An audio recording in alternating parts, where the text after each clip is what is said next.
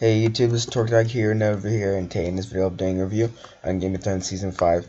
If you watch any of my other Game of Thrones review, you know I don't talk about things in chronological order most of the time, so I might start from the ending and go over, and then go to the beginning and then go to the middle.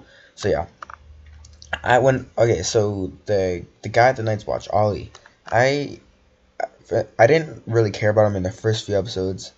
And then afterwards, I just started hating him once he started talking about like the wildlings and I killed his family and like the people there in his village. And like I get why he like hates them, but it's like it just annoys me, and I hate him, the character, for that.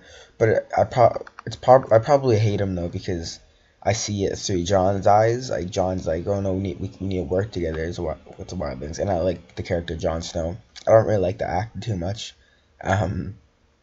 But I like the character Jon Snow. So, so yeah, it's probably a little bit of a bias there. And then there's the mutiny with Jon Snow, which is, I guess, good.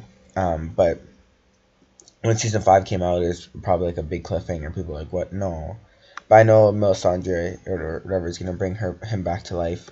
Davos is going to plead for that. And then that means his watch will end and stuff like that, so he doesn't have to be part of the Night's Watch anymore. And then Editor becomes the Lord Commander. So yeah, then there was like the High Sparrow stuff. I didn't really like that. Like that was, I don't know. I didn't really like that. It wasn't really interesting at all. And that was like the least most interesting thing in like out of everything in like big single storyline. The Arya thing with the faceless men, that was, oh yeah, okay. Going back to the High Sparrow, like what are they? Like why are they so above the law? Like they're just a crazy cult that just made themselves to the law. Like if it was Joffrey, he would have been like, no, they're dead. So I was kind of getting annoyed at Tommen. It's like, buddy, like they just took your wife. Like you're saying you love her, and then you're just letting them take your wife, which is really dumb. If I was him, I would have been like, nope. I would have fought with them, with the guards. Even if I didn't know how to fight, I'd just throw pebbles at them, whatever. I'd fight with them. But no, he just lets them take his wife. But if that was Joffrey there, he wouldn't let that happen. Anyways, then there's the faceless man stuff. I really don't like Jack and Hagar now, but I do like the Faceless Man storyline and Arya storyline. It's really cool. He's like telling her to do stuff and she doesn't want to. And he kind of seemed cruel and everything, but he seemed like a good character and kind of person before, kind of but mysterious at the same time. And then when they went in the room with all the heads and stuff like that, it's like, whoa, that's really creepy. Like imagine seeing that in real life, just a bunch of heads everywhere.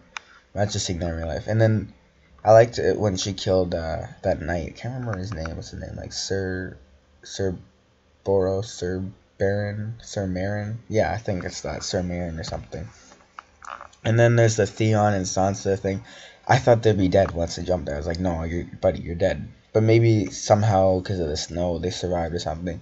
In real life, I don't know if they would have survived that jump. But I know I definitely wouldn't have jumped it just because, no. Even if 100% I would survive, I'd be like, no, man, not happening. But yeah, and I don't know who I hate more, Ramsay or Joffrey. Like they're both kind of the same, except Ramsay he touches Sansa more. Like he's more like touchy and stuff. Because Joffrey never really tried to kiss Sansa or anything, or do anything sexual. So he's more like a sexual type of guy. Than Joffrey. And like Theon and stuff, that was with Reek. Yeah. And then there's the Daenerys thing. I really like the fighting and stuff with Ser Jorah and the grayscale. Really like that. He hasn't revealed to anyone that he has grayscale. And like Tyrion's with Daenerys now. And then when we last saw Daenerys, she's basically got captured by the Dothraki. And we don't know what they're gonna try to do with her yet. Unless you've seen season 6 and 7 and stuff.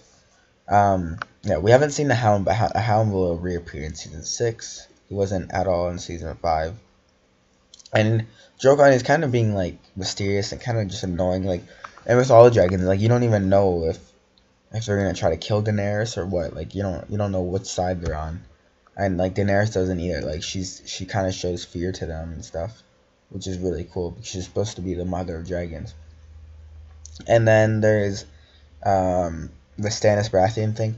I liked it though when all the Bolton men came and then Stannis just looking at them and then he's like, well, we're dead. Like he didn't say that, but you can see it on his look that he's basically thinking that it's like, well, I'm gonna die here, whatever. My wife is dead. She hanged herself and I killed my daughter.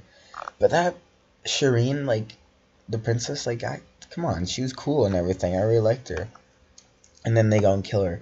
And it makes sense that Davos left, and then Melisandre left because they were if they stayed there with Stannis they would have died. I didn't know why Melisandre left though. I know why Davos because Stannis told him to. But yeah, when they killed Shireen, it's like no, and like when she was telling her dad, it's like I want to help you. I knew what Stannis was talking about. I knew that he was gonna get her killed and stuff. And she's like I'm gonna help you, and she didn't know she's so young and everything. And like he doesn't love her at all. Like he's willing to kill his daughter just so he can become king. Oh, another thing that annoyed me with that part was the mother. She's like, you should kill your daughter, like like throughout the season and stuff. She's like, you should kill her and stuff like that. And then she right when she's about to burn, she goes up to Stannis and it's like, this is for the Lord of Light or whatever. And then once the fire starts, she's like, oh crap! I just realized my daughter's gonna die. And then she actually cares and she starts crying and stuff and she hangs herself. It's like you were telling Stannis that they should kill her. One, because it's a sacrifice for Lord of Light, and two, because she has grayscale and she's like ugly and stuff. But Stannis was always saying no, we're gonna keep her alive and everything. I don't get it. That was really weird. The things with the Night Walkers, the White Walkers, that was really cool. I don't really get the difference between the Whites and the White Walker. Like, I know the Whites are probably like people that turn into the White, like they died or whatever, or the Night King turned them into White Walkers. Those are Whites, and then just the really blue guys, just like the really, really, really blue guys, are just they were just born like that basically.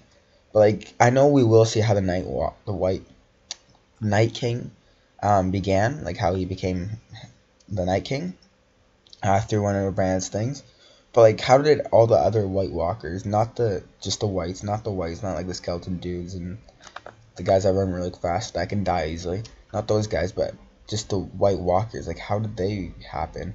And I wonder if we'll see the Night King in the Song of Ice and Fire. Like I know there's the Night's King, but yeah. Hope you guys did enjoy this one. Subscribe and like for more, and bye. Peace out.